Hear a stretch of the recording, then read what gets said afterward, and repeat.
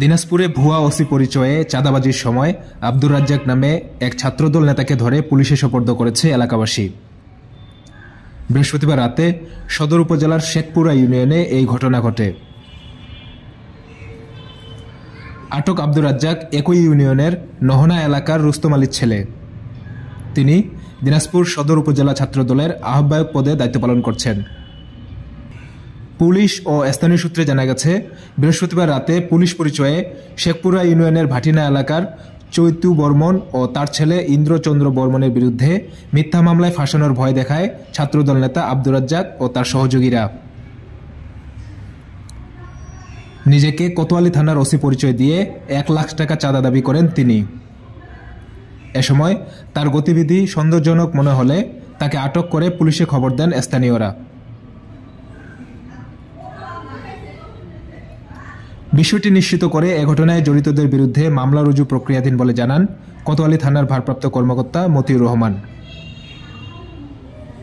ঠিক আছে, আমি সাক্ষাতে আলাপ করবো, এটা সাক্ষাতে আমি তোমাদের এখানে যাবো।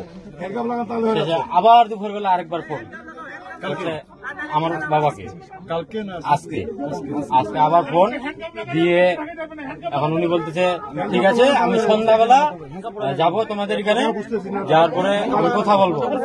আজকে আসছে উনি, আসার পরে উনি দাবি করছে যে 1 লাখ টাকা লাগবে, 1 লাখ টাকা না হলে এটা মিউচুয়াল হবে না, হলে তোমাদেরকে জেলে নিবে, তোমাদের নামে কেস আছে, মামলা আছে, তোমাদেরকে জেলে নিবে, তোমরা টাকা দাও। আর ইতিমধ্যে আমরা টাকা নিতে গেছি, ওনারা চলে আসছে। তাতে আমরা বলে রাখছি যে এখানে ইয়ারা আসছে, ওদেরকে শেষে আমরা জানতে পারি যে উনি পুলিশ না, শেষে উনাদেরকে আটকানো হয়েছে। আটকানোর পরে এখানে আসি, উনি তারপরে আমাকে বলছে আমার কাছে সবকিছু আছে, তোকে এখন বেটা নিয়ে যাব আমি, তুই আমাকে দেখাইতে যাচ্ছিস, তোকে আমি এখন নিয়ে যাব এখান থেকে, তুই আমার কিছুই ছিড়াতে পারবি না। আমি ওনাকে বারবার বলছি আমার বউকে লাগবে, আমার বউকে আনে দেন, আমাকে থানা নিয়ে যাবেন, যান আমার বউকে সহ নিয়ে যান, আমার বউকে নিয়ে যেতে হবে, আমার বউ ছাড়া আমি যাবো না, আমার বউকে লাগবে। বউ কালকে রাত্রে ওনাদের বাসায় নামাই নিছে, নামাই নেওয়ার পর উনি নামাই দিচ্ছে ওনার বাসায় ঢুকাই দিচ্ছে রাজ্জাক, ওনার বাসা। হ্যাঁ, এলাকাবাসী সহ আজকে ধরছে।